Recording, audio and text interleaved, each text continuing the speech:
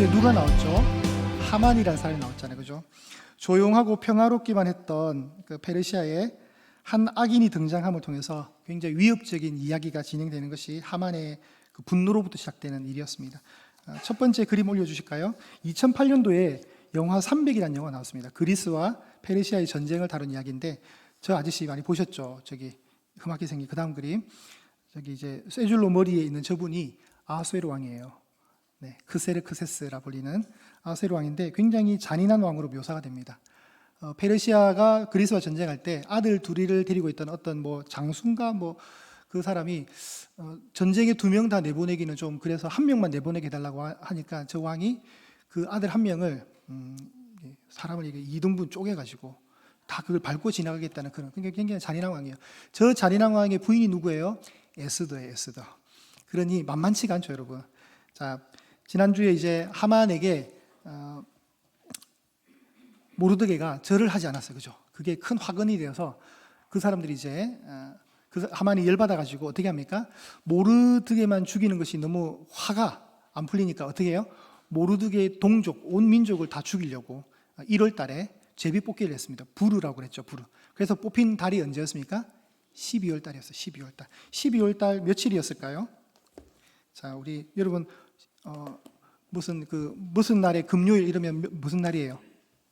13일에 금요일이라는 게 있잖아요. 그러니까 그런 전통들은 갑자기 생긴 게 아니라 오랜 시간적 그걸 많이 갖고 있는 것 같아요. 그래서 13일은 되게 부정적이고 그런 이미지가 많아요.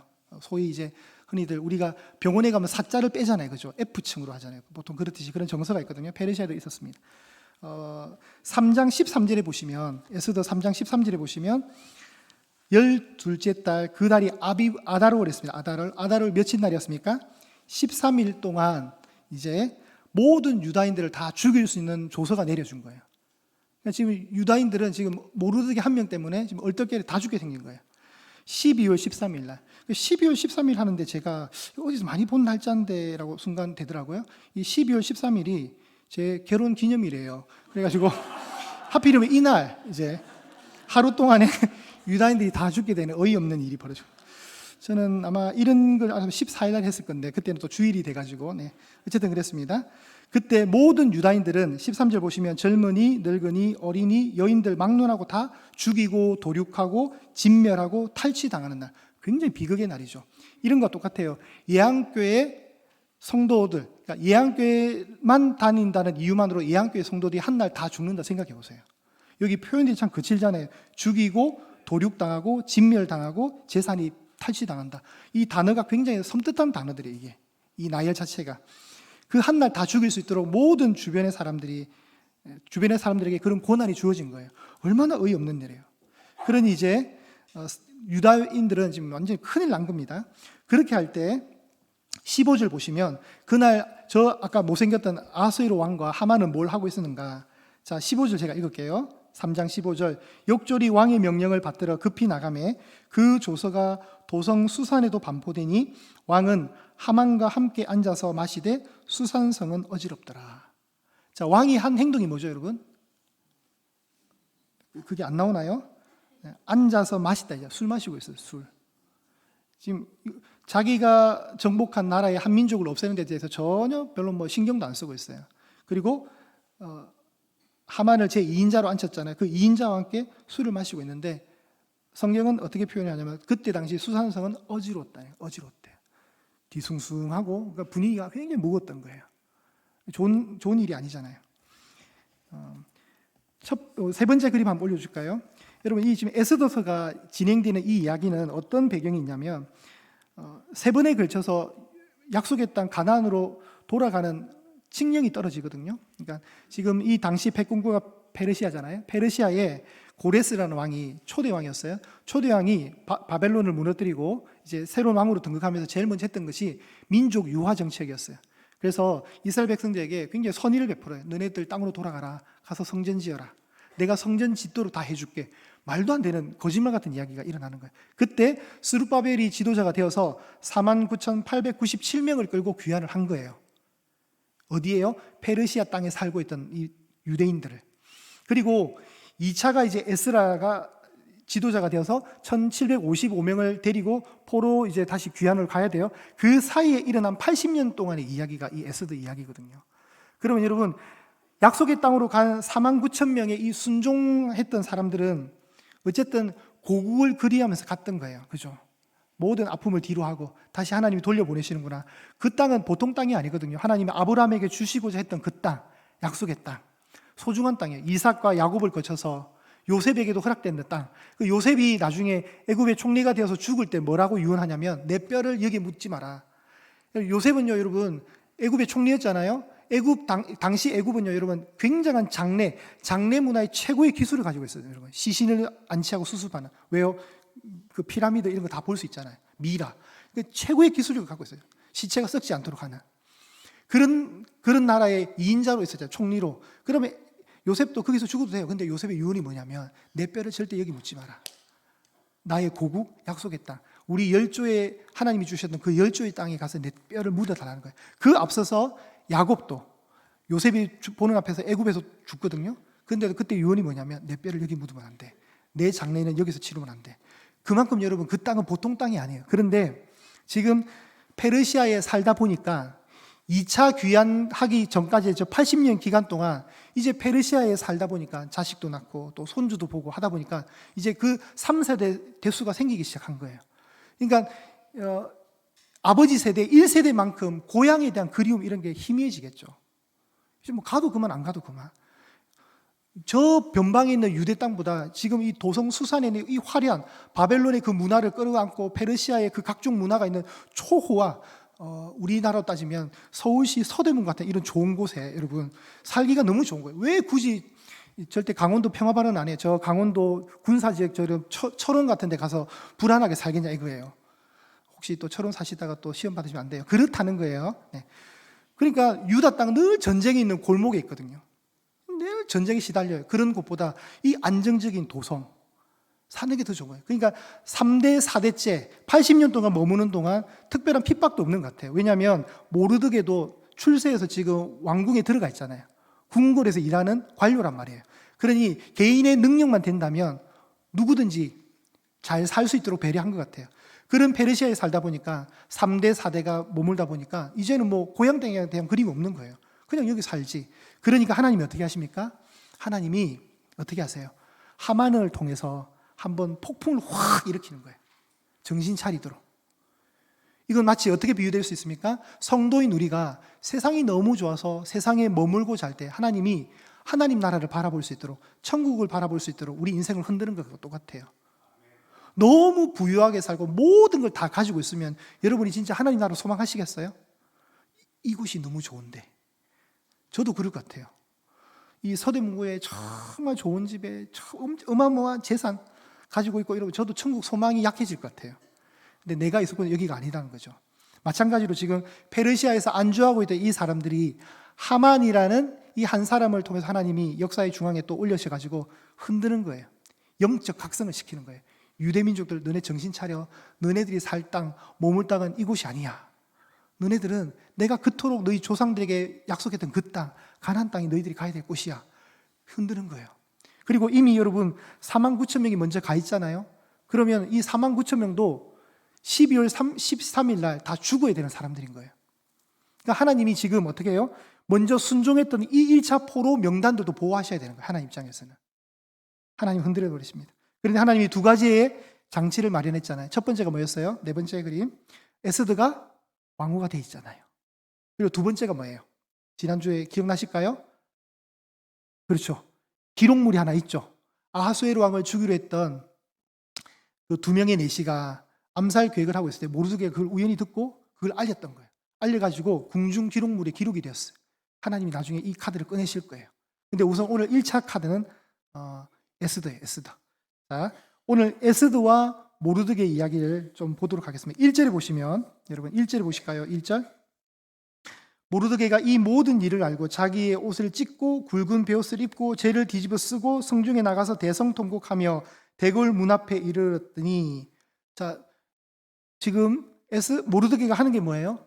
하나님 앞에 극한에 달한 슬픔을 표현하는 거예요. 하나님, 이거 저 하나 때문에 이거 완전히 일이 꼬여버렸습니다. 그런 거잖아요, 지금. 온 유다 민족들이 지금 다 죽게 생겼어요. 127 이게 도성이나 되니까 너무 넓은 땅이에요. 그래서 우편물이 마지막 가장 변방까지 도착하는데 걸리는 시간이 90일이었대요, 여러분. 편지를 다 이 조서를 들고 가기가 각 나라의 성경 3장 12절에 보면 각 지방의 문자와 각 민족의 언어로 이 조서가 기록이 되었거든요. 그러니까 다 읽을 수 있도록. 그래서 방이 붙었어요. 유다인들 죽이면 되겠구나. 다 죽일 때 그 탈취문도 자기가 가지면 되거든요. 얘네들 이제 이날 죽이면 되겠구나. 근데 그 방을 봤던 유다인들은 이제 슴칫한 거죠. 이게 무슨 일이래? 우리가 지금 포로로 다시 귀환해서 지금 터를 잡으려고 유다 땅에 다시 돌아왔는데 죽는데 난리 난 거죠. 그 이제 상황을 베옷이라는 금식의 상황을 끌어안고 슬픔을 극도로 표현했던 사람이 모르드기였습니다. 그도 왕궁의 관료니까 왕궁 앞까지 가서 지금 자신의 상황을 탄원하듯이 하는 거예요. 3절 보실까요? 왕의 명령과 조서가 각 지방의 이름에 유다인이 크게 애통하며 금식하며 울며 부르짖고 굵은 베옷을 입고 재에 누운 자가 무수하더라. 자, 이제 이 조서가 이제 다 전달되고 다 모든 나라의 언어로 다 읽을 수 있게 되었어요. 유다인들이 딱 보니까 기가 차는 거예요. 그들이 어떻게 했습니까? 크게 애통했다 그랬죠. 슬펐단 거예요. 기가 막히죠. 그래서 그들이 하는 것, 금식하며 울며 부르짖고 굵은 베옷을 입고 죄를 무릅쓰는 가장 전형적인 회개의 그리고 금식 기도의 자세를 유다 전체 민족들이 지금 하나님께 하고 있는 겁니다. 저는 이 본문 볼 때 참 우리 성도들이 참 복되다는 생각을 해요. 여러분, 우리가 인생 벼랑 끝으로 몰리잖아요. 인생 벼랑 끝에 몰릴 때 성도인 우리는 방법이 있어요. 방법. 하나님께 집중하는 시간을 갖는 거예요. 다른 사람들 절망하잖아요. 진짜 정말 그렇거든요. 여러분, 세상 사람들 보세요. 어떤 자신이 감당 못할 벼랑 끝 인생이 될 때 뭐 합니까? 주로 자살하든가 이 한 많은 세월 더 내가 살았으면 뭐 해요? 다 스스로 목숨을 끊는다가 어떤 부정적인 상황을 가잖아요. 그런데 성경에서 말하는 성도는 뭘 할 수 있습니까? 하나님 앞에 금식이라는 장치가 있다는 거예요. 금식이라는 은혜의 통로가 있다는 거예요. 너무 좋은 거예요, 여러분. 하나님 도와주십시오. 저는 이제 못합니다. 제가 일전에 있던 교회에서 담임 목사님과 사임에 관해서 얘기를 나눴습니다. 그 날짜 제가 잊어버리지 않습니다. 2021년 7월 7일. 그래서 이제 정 목사 이제 담임을 구하고 우리 교회를 이제 사임을 해야 되겠다. 그때 하셨던 담임 목사님 말씀이 내가 정 목사를 계속 벼랑 끝으로 밀 거야. 벼랑 끝으로 밀면 결국은 떨어지겠지. 그런데 떨어지면 날개가 펴질 거야. 날개 안 펴져도 그러니까 저는 벼랑 끝으로 안 몰리고 싶어서 진짜. 저 밀지 말아달라고. 근데 진짜 밀리는 거예요. 밀려서 정말 떨어졌어요. 굉장히 공고한 시간들을 보냈거든요. 힘들게. 근데 날개가 펴졌어요. 실제로. 그 날개 펴짐이 예양교회 담임이란 자리였어요. 하나님이 섭리함시 속에 저를 보내신 거예요. 만약에 그때 담임 목사님이 계속 사역을 같이 하자 했으면 저는 예양교회 못 오는 거잖아요. 별로 감동이 없으신데 그렇다고요, 여러분. 저와 여러분 못 만나는 사이가 되는 거예요. 저는 이 좋은 서대문구를 모르고 살아갈 뻔했어요. 근데 벼랑 끝으로 몰리니까 그런 거예요. 자, 유다 전체 민족이 지금 벼랑 끝에 가 있는 겁니다. 그들이 할 수 있는 돌파구는 하나님 찾는 거예요. 이제 자고 있던 그들의 잠을 하나님이 흔드시는 거예요. 하만을 통해서. 일어나라! 너네들 지금 여기 있을 때가 아니야. 흔드시는 거예요. 그래서 하나님이 결국 큰 목표가 뭐예요? 약속의 땅으로 다 보내는 거예요. 다 보내는 거. 여기 안주하면 안 돼. 여기 머물면 너네들 도움 하나도 안 돼. 하나님 아시니까 그렇게 하시는 거예요. 자, 이제 이 모든 상황에서 이제 이 얘기를 하만에 의해서 지금 어려움을 당하고 있다는 사실, 자기의 사촌 오빠 모르드게가 지금 금식하면서 베옷을 입고 있다는 이 사실을 왕비였던 누구예요? 에스더가 듣게 돼요. 에스더가 이제 오빠의 상황을 아는 거예요. 그리고 에스더와 모르드게를 연결해주는 중간 통로가 있는데 그 사람이 오늘 본문의 9절에 나오는 하닥이라는 사람이에요. 하닥이라는 사람. 그동안 에스더는 헤게라는 사람에 의해서 사랑을 많이 받았잖아요. 또 새로운 동력자, 선한 종이 하나 생긴 것 같아요. 이 살벌한 왕궁에서. 하닥이 여차에서 전달하면 편지처럼 전달하는 거예요. 서로에게. 전달하면서 이렇게 얘기합니다. 11절 보시면 왕의 신하들과 왕의 각 지방 백성이 다 알거니와 남녀를 막론하고 부름을 받지 아니하고 안뜰에 들어가서 왕에게 나가면 오직 죽이는 법이요 왕이 그 자에게 금규를 내밀어야 살 것이라. 이제 내가 부름을 입어 왕에게 나가지 못한 지가 이미 30일이라 하라 하니라. 자, 모르드게가 이 사정을 얘기한 거예요, 하닥에게. 그래서 하닥이 이 말을 듣고 상황이 이렇던데 하니까 다시 하닥을 통해서 모르드게에게 자신의 현재 상황을 지금 얘기하는 거예요. 에스더의 상황. 에스더의 상황이 좋지 않아요. 왕을 못 본 지가 며칠이라고요? 30일이나 돼요. 30일. 이게 지금 결혼 5년 차거든요. 이 결혼 5년 차니까 서서히 사랑도 식었나 봐요. 그러니까 왕이 에스더를 찾지를 않아요. 근데 찾지 않는다고 자기가 먼저 가면 돼야 안 돼요. 못 간다는 거예요. 왜요? 왕이 머무른 안뜰에 들어가면 그냥 처형당하는 거예요. 근데 대신 사는 방법이 있어요. 마지막 그림 올려주실까요? 왕이 갖고 있는 금 지팡이와 같은 금규가 딱 내밀어지면 살 수 있는 거예요. 자, 그런 상황이란 겁니다. 그러니까 에스더가 생각할 때 지금 내가 개입하면 좋은 결과가 보장받지 못한다는 사실을 자기도 아는 거예요.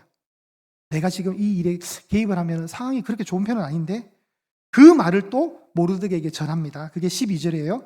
그리고 모르드게가 또 그 말을 듣고 약간 화가 났어요. 하닥을 시켜서 에스더에게 전하게 하는 거예요.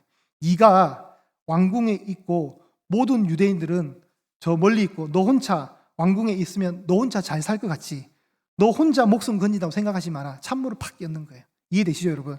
이 일은 우리 전체 민족의 중대한 사안인데 너는 그래 왕궁에 있고 왕비라고 해서 그래 너는 안 죽겠네 라고 생각하지 말라는 거예요.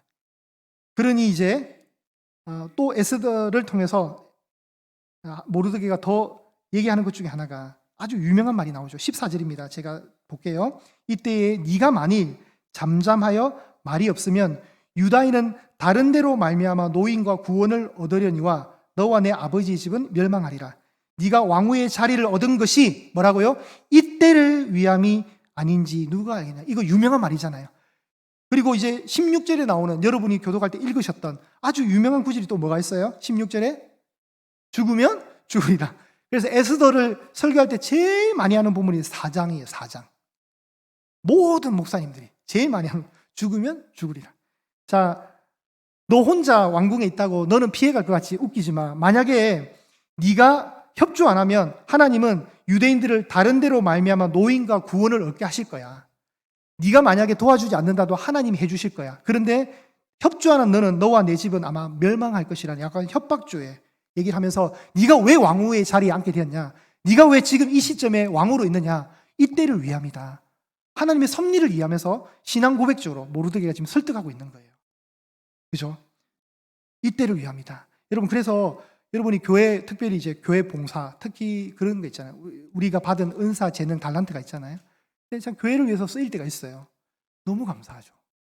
이 우리 꽃꽂이 하는 우리 권사님도 다 젊었을 때 그 꽃꽂이를 하필 배워가지고 애함께 오셔가지고 이렇게 해주죠. 다 이때를 위해서 하는 거예요. 여러분 중에 하시는 분이 없으니까 이때를 위해서 다 이런 그런 것 같아요. 다. 그래서 여러분이 받은 은사가 있다면 항상 이 말씀을 기억하세요. 아, 내가 이때 쓰임 받기 위해서 지금 순간을 위해서 평생을 준비하는 것처럼. 네. 거짓말 같은 이야기가 벌어졌잖아요. 포로국의 한 소녀가 조실부모였던 소녀가 왕비가 되었어요. 왜 되었다고요? 이때를 위해서. 계속 읽겠습니다. 이제 명령만 받던 우리 주인공이 이제 사촌 오빠에게 이제 명령을 내리는 이제 거꾸로 되는 상황입니다. 이제 방법이 생각났습니다. 우리 16절 한번 읽어볼게요. 시작. 당신은 가서 수산에 있는 유다인을 다 모으고 나를 위하여 금식하되 밤낮 3일을 먹지도 말고 마시지도 마소서. 나도 나의 시녀와 더불어 이렇게 금식한 후에 규례를 어기고 왕에게 나아가리니 죽으면 죽으리이다 하니라. 이제 에스더도 정신이 번쩍 든 것 같아요. 금식하자는 거예요. 며칠간, 3일간 물도 마시지 말고 어떤 음식도 먹지 마. 사실 금식할 때 물은 좀 마셔야 되거든요. 사실 3일간 안 마신대 9끼를. 그리고 나도 왕궁에서 내 시녀들과 금식하겠다. 그리고 왕이 정한 그 법, 부르기 전에 가는 법이 없는데 내가 한번 가보겠다. 그러다가 내가 죽으면 죽겠다. 이 각오가 에스더에게 선 겁니다. 뭘 하자는 겁니까? 하나님께 집중하자는 거죠. 금식이라는 이 단어 속에.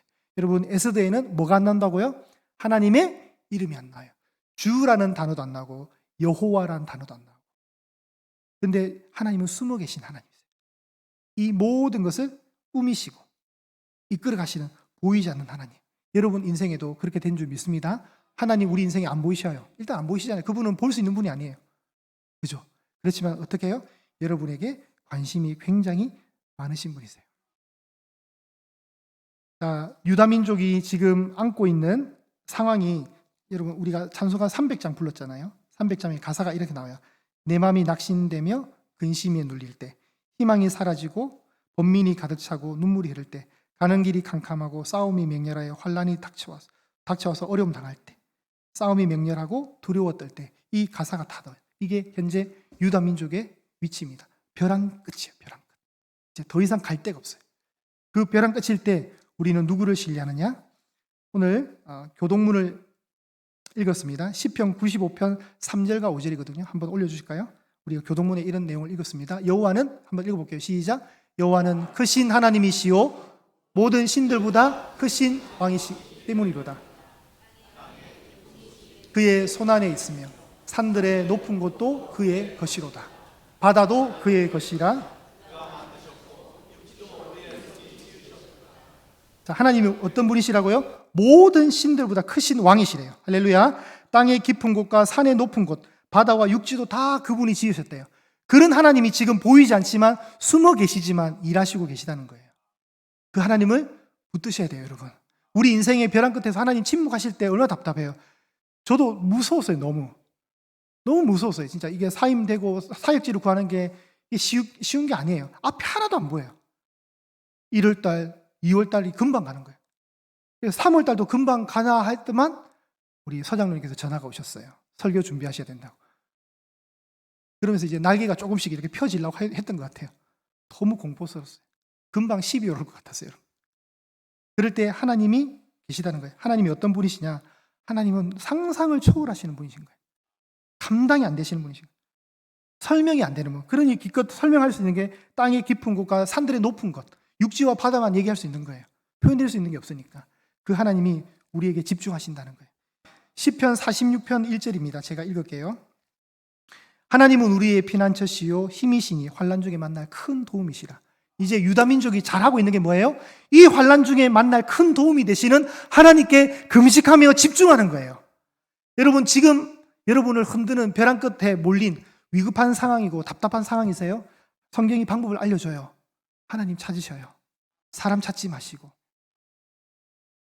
목사님 큰일 났어요. 어떻게 해요? 일단 저 찾아오시기 전에 무릎 꿇으시고 기도하십시오. 저 찾아온들 답이 없어요, 여러분. 우선 저는 두 번째 찾으시고 첫 번째는 하나님께 무릎 꿇으세요. 하나님 도와주십시오. 저 벼랑 끝 인생 되었습니다. 어떻게 하죠? 금식하시면 되죠. 방법이 있다니까요. 이 방법을 성경이 설명하는 거예요. 그래서 잠자고 있는 저와 여러분을 깨우시는 거예요. 앞으로 이제 15년이 지나면, 이 시간으로 15년이 지나면 에스라가 주도해서 1755명이 다시 귀환 가게 되거든요. 그 사이에 들어가야죠. 그 인원에 들어가야 되는 거예요. 하나님이 흔드는 거예요. 안 하니까. 여러분, 예수님도 마찬가지입니다. 예수님도 벼랑 끝에 몰리셨잖아요. 십자가라는. 빌립보서 2장 8절과 9절입니다. 올려주세요. 하나님이 이렇게 하셨습니다. 예수님은 사람의 모양으로 나타나사 자기를 낮추시고 죽기까지 복종하셨으니 곧 십자가에서 죽으심이라. 이러므로 하나님이 그를 지극히 높여 모든 이름 위에 뛰어난 이름을 주사. 이제 우리가 고난주간을 준비하고 있습니다. 부활절도 준비하고 있습니다. 예수님도 여러분 평범하게 안 사셨어요. 벼랑 끝으로 가셔서 겟세마네 동산에서 눈물이 핏방울이 되도록 기도하시면서 할 실수만 있다면 이 잔을 좀 지나가게 달라. 예수님도 두르셨어요. 무서웠단 말이죠, 예수님도. 근데 끝에 그렇게 말씀하시잖아요. 내 원대로 마시고 아버지의 뜻대로 해달라. 그러면서 순종의 길을 가셨어요. 벼랑 끝으로 내몰리셨지만 그분은 부활하셨습니다. 그 부활하신 분이 하나님에 의해서 지극히 높이심을 받으셨고 모든 이름 위에 뛰어난 이름을 받으셔가지고 우리가 다 예수 그리스도 이름으로 찬양하잖아요. 예수 그리스도 이름으로 기도하잖아요. 예수 그리스도를 높이고 있잖아요, 지금도. 그죠, 여러분? 우리가 하나님을 찬양하고 예수님을 높이는 이 입술의 고백이 왜 가능하냐? 하나님이 그분을 그렇게 높이셨기 때문인 거예요. 그분의 벼랑 끝에 그 순종하심, 그걸 지나서 부활, 승천, 영광으로 이 모든 과정들 속에 하나님의 주신 은혜가 그렇게 만드신 거예요. 여러분, 사람 찾아가지 마시고 여러분의 인생에 짓눌림이 있을 때 먼저 정말 진지하게 무릎을 딱 꿇으십시오. 하나님 도와주십시오. 이거는 제가 할 수 있는 영역이 아닌 것 같습니다. 제가 할 수 없습니다. 하나님이 해 주십시오. 여러분, 하나님은 크신 모든 신들보다 크신 왕이시기 때문에 여러분을 붙들어 주실 것입니다.